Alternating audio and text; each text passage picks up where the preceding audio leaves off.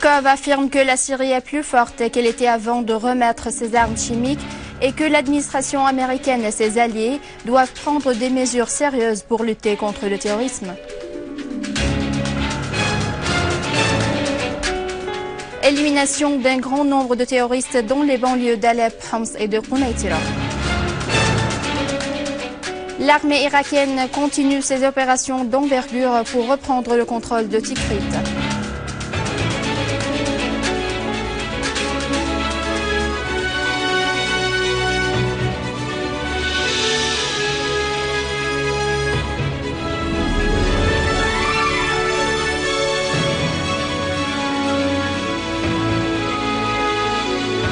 Mesdames et messieurs, bonjour et merci de nous rejoindre. Le président Bachar al-Assad a reçu un télégramme du premier juge à Damas, Mahmoud el-Marraoui, qui a confirmé que dimanche 29 juin est le premier jour du mois de Ramadan. Dans son télégramme, el-Marraoui a souhaité la réalisation des aspirations des Syriens et de toute la nation arabe et islamique.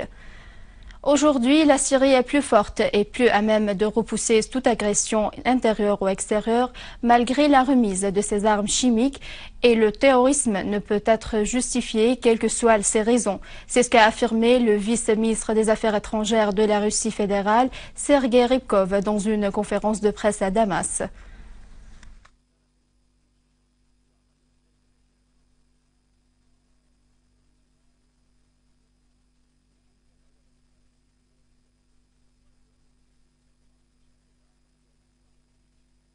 Par ailleurs, M. Walid el-Mouallem, vice-président du Conseil des ministres, ministre des Affaires étrangères et des expatriés, a discuté avec Sergei Ryabkov, vice-ministre russe des Affaires étrangères, des moyens de renforcer les relations bilatérales et de l'achèvement par la Syrie de ses engagements vis-à-vis de la Convention sur l'interdiction des armes chimiques, notamment après le transport de la dernière cargaison des substances chimiques de la Syrie.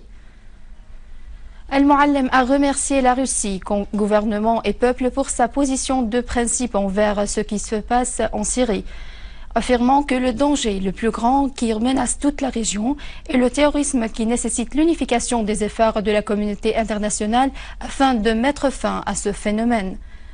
Pour sa part, Ryabkov a félicité le peuple syrien pour le succès du président Bachar al-Assad à la présidentielle et transmis au ministre El-Mouallem un message de son homologue Sergei Lavrov qualifiant de sans précédent l'opération du transfert des armes chimiques.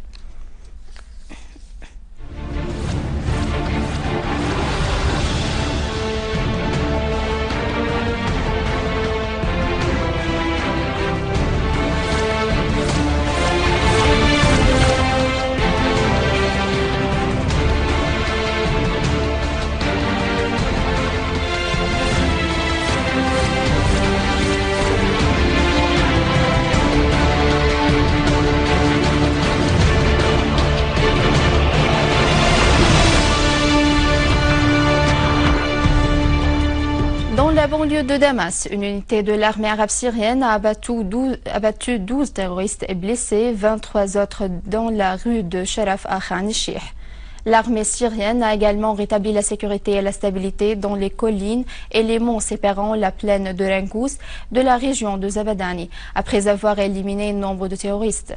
À Asal-Ward, sur les frontières syro-libanaises, l'armée a tué nombre de terroristes, dont la plupart de nationalité étrangère, dont des Saoudiens, et détruit leurs repères et leurs armes à Wadi Barada.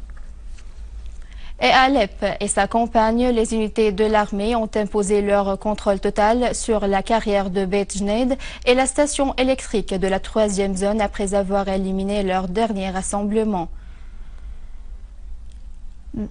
Dans la banlieue de Homs, nos forces armées ont détruit des repères des terroristes à Archoune, à Barghouti, à la périphérie de la mosquée El-Mahmoud, à Rastan et à Taïbe, à Kafarlaha, à Houle et Khirbet Hourata. Conformément à l'amnistie générale, la situation de 29 personnes recherchées à Idlib a été régularisée après qu'elles s'étaient rendues aux autorités et engagées à ne plus commettre des actes nuisants à la patrie. Le gouverneur d'Idlib, Safwan Abou Saadi, a indiqué que les autorités spécialisées continuent de régulariser la situation de chaque personne trompée. Précisons que le comité de régularisation du gouvernorat tient une réunion hebdomadaire pour examiner les demandes présentées. Nombre de personnes recherchées ont exprimé leur gratitude pour chacun qui a contribué à leur retour à leur famille et affirmé leur soutien à la patrie et à sa souveraineté.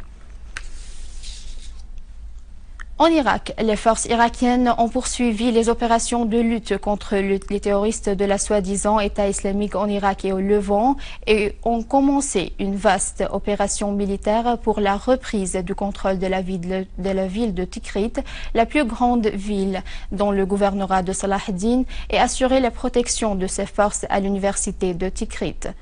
L'armée irakienne a également œuvré pour vaincre les terroristes dans la ville de Mossoul, au nord du pays. À Samira, les forces irakiennes ont éliminé des dizaines de terroristes et détruit 20 de leurs véhicules au moment où les terroristes ont tiré des obus de mortier sur la région de Jisr al-Rasasi, faisant 4 blessés.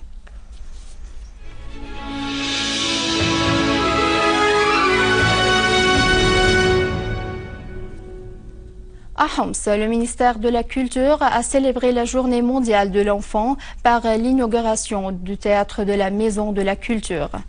Le ministre de la Culture, Luban Mchaweh, a mis en exergue l'inauguration de la Maison de la Culture à Homs, qui avait fait la cible de sabotage perpétré par les terroristes durant les 3 dernières années.